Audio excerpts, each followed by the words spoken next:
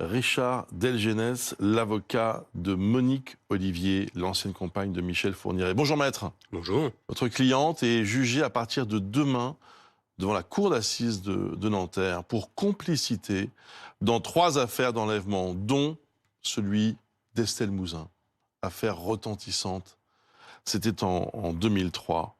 Dans quel état d'esprit est Monique Olivier avant ce procès? Bon, écoutez, avant ce procès, Monique Olivier, elle s'interroge surtout de l'absence de Michel Fourniret qui est décédé. Et du coup, la question se pose pour elle de savoir si elle va assumer la responsabilité de tout ce parcours criminel à elle seule. Et c'est ce qui l'angoisse. Mais enfin bon, jusqu'à preuve du contraire, elle doit répondre de ses actes. Donc les angoisses de Monique Olivier, je lui ai toujours dit, c'est ce qui passera en second plan. Bien sûr. Est-ce qu'elle va tout dire ou bien se contenter de répéter ce qu'elle a déjà dit à la Écoutez, juge? on pose souvent la question de savoir si elle va tout dire. Et je réponds toujours, elle a tout dit. Donc, ce qu'on attend d'un tribunal et d'une cour d'assises en particulier, c'est qu'on répète ce qu'on a déjà dit au juge d'instruction. Il n'y a jamais de découverte ou de choses nouvelles dans un procès, ou rarement, puisque les juges d'instruction vous renvoient pour être jugés sur des choses que l'on connaît et que vous avez reconnues. Donc, Monique Olivier a fait des aveux complets, on connaît tous les parcours des différents crimes, heure par heure, si vous voulez. Donc, ce qu'on attend d'elle, c'est qu'elle puisse réitérer ses aveux, ni plus ni moins. Vous savez très bien, maître, que nous ne savons pas, par exemple, où est le corps d'Estelle Mouzin. Oui, mais elle a dit où il était. Ce qu'on attend de Monique Olivier, c'est qu'elle dise où il est. On a cherché, on n'a pas trouvé. Oui, mais c'est pas parce qu'on l'a pas trouvé qu'elle a pas dit où il était. Après, les experts, les différents experts qui se sont déplacés lors des fouilles ont pu expliquer la raison pour laquelle le corps ne pouvait ne plus y être. Mhm. Il y a des explications pour ça. Mhm. Alors, évidemment, vous l'avez dit, hein, elle comparaît seule. Qu'est-ce que ça change, au fond, à ce procès? Bah, déjà, ça change pour Monique Ollier sa perception du procès, l'angoisse qu'elle peut avoir avant d'y aller, parce que bien comprendre que moi, ce que j'attends d'elle et ce que tout le monde attend, c'est qu'elle puisse participer et répondre aux questions qui lui sont posées. À partir du moment où elle s'angoisse, elle a une psychologie qui fait qu'elle peut se fermer aussi, avoir peur de répondre aux questions. Moi, ce que j'attends, c'est qu'elle puisse libérer sa parole, qu'elle parle, parce qu'elle le doit, de toute façon. C'est comme ça que les choses s'agencent. Donc par rapport à ça, l'absence de Michel Fourniret, en fait, pour moi, elle ne change rien. Mais moi, je parle en tant qu'avocat. Parce qu'au premier procès, il est arrivé avec un petit écriteau en disant 108 clos, pas un mot. Donc, il ne parlait pas, si vous voulez. Donc, de facto, Monique Olivier répondait à la place de Michel Fourniret lors du premier procès. Au second procès, il avait un peu moins sa tête. Ouais. Donc, il ne parlait pas trop. Et puis, aujourd'hui, il n'est plus là. La boucle est bouclée. Donc, de toute façon, pour moi, ce n'est pas un paramètre, Michel Fourniret. Enfin, en tant que tel, pour la Bien défense sûr. de Monique Alors, Olivier. justement, revenons à votre cliente. Monique Olivier, elle a 75 ans. Oui, Quel est son état de santé correct, et son état de santé psychologique? correct. Donc, elle est parfaitement en état de répondre à toutes les questions. Elle est en état de répondre aux questions, il n'y a pas de difficulté. Ouais. On évoquait la disparition d'Estelle Mouzin. Il y a aussi le corps de Marie-Angèle Domès. C'est une des affaires qui va être traitée. Et puis pour Johanna Parish, là, ce sont les détails de l'enlèvement qui manquent. Le père de Johanna a toujours été assez clair avec les enquêteurs sur le rôle de Monique Olivier. Johanna ne serait jamais partie seule avec un homme, dit-il, mais elle aurait pu faire confiance à une femme. Est-ce qu'elle va répondre sur ce point précis? Mais Monique Olivier a déjà répondu à son implication. Elle a dit qu'elle avait participé.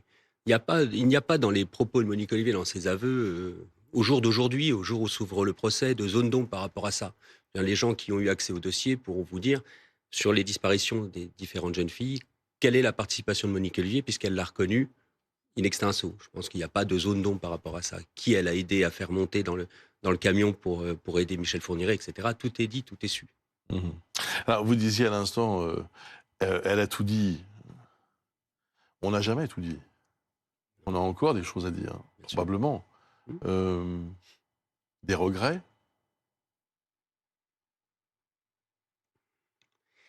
Je considère que dans un parcours criminel comme celui de Monique Olivier, les regrets n'ont pas tellement de sens. Parce que quand vous êtes face à des parents qui ont perdu leur enfant, et Mhm. que vous êtes la complice du criminel, Oui. venir exprimer des regrets, ça n'a pas de sens. Déjà, les gens ne peuvent pas l'entendre. Puis, est-ce que ça apporte quelque chose à quelqu'un?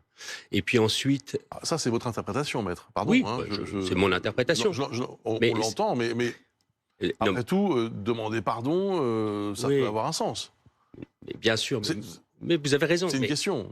non, mais vous avez raison, demandez pardon. Je sais qu'elle l'a fait. Bon, une fois que vous êtes au tribunal ou à la cour, vous avez dit je regrette ce que Oui, vous mais vous avez êtes dit. face aux personnes, face aux familles. Oui, C'est ça qui est différent. oui, mais ce qu'il faut bien comprendre. Il y a deux choses qu'il faut comprendre. La première, vous exprimez des regrets.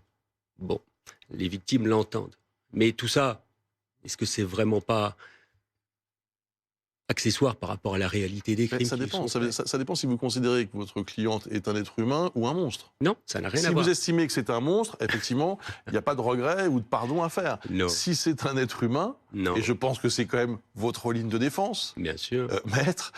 Mais vous avez une interprétation tout à fait étrange des regrets et de l'expression des regrets. C'est-à-dire que les victimes, elles viennent pour avoir une sanction d'un auteur de fait. D'accord? C'est pas l'Église. Hein. Donc Monique Olivier exprime ses regrets. Elle le fait.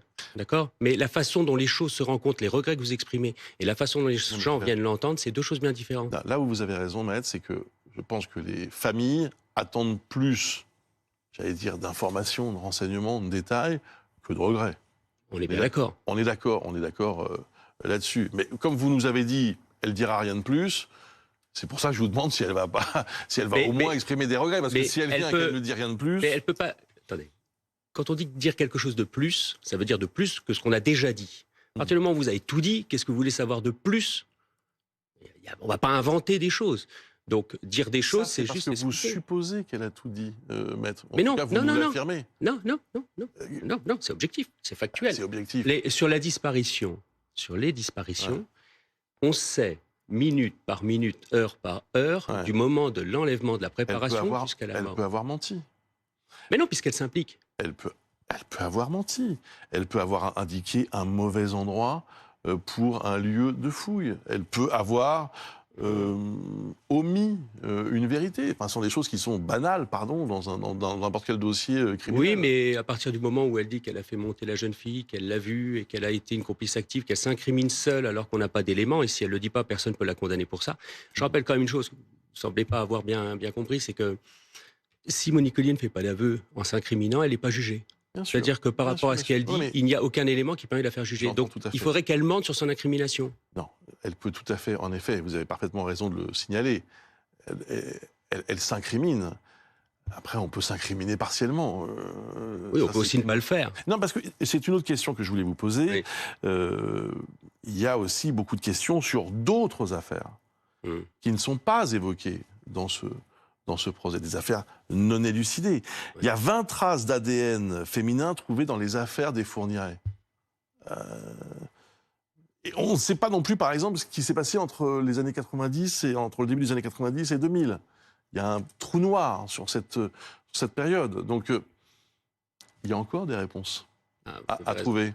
Vous avez raison, mais Monique Olivier, elle va commencer un procès qui va durer 3 semaines environ, sur 3 disparitions. Le procès l'amène à répondre et à être jugé, condamné, par rapport à ces 3 affaires-là. Ce n'est ni le lieu ni l'endroit pour aborder d'autres affaires, d'autres victimes. Je pense que ce serait faire offense déjà aux gens qui viennent pour avoir des réponses à leurs questions, et tout mélanger, c'est pas très bon. La question pourrait lui être posée. Oui, mais enfin, le problème par le président du tribunal. Non, parce qu'il est chargé de procéder à un jugement sur des faits, pas d'autre chose. Et ça, c'est justement à lui de faire rappeler ça. Mais en revanche, là où vous avez raison, c'est qu'on a retrouvé 20 ADN à peu près qui sont en cours d'exploitation. Là, par contre, oui. Et en revanche, ce qui va se passer, c'est que lorsque nous aurons trouvé, les services d'enquête auront trouvé à quoi ces ADN correspondent comme type de victime potentielle, Monique Olivier pourrait être amenée à répondre. Mais ça peut être aussi dans la période blanche que vous évoquez, 90-2000, où elle n'a pas nécessairement participé avec Michel Fourniret, je me rappelle. Au fond, il y a une question centrale dans ce procès. Et on aura peut-être une réponse. Monique Olivier était-elle celle qui obéissait dans le couple, ou était-elle celle qui manipulait dans le couple? C'est la grande question. Oui, c'est la question du... Enfin, j'espère qu'on pourra aborder concrètement cette question lors du procès et y trouver des réponses, parce que jusqu'à présent, chacun est parti de son postulat de départ. Alors pour certains, elle est soumise, pour d'autres, elle est manipulatrice. Donc moi, j'ai ma vision des choses, que j'espère être objective. Dites-nous. Et pour moi, j'ai sollicité, pour répondre à cette question-là, un collège d'experts au juge d'instruction. J'ai fait désigner 3 experts spécialistes dans les tests de quotient intellectuel. Parce que, en Belgique, les experts avaient calculé un quotient intellectuel de 95.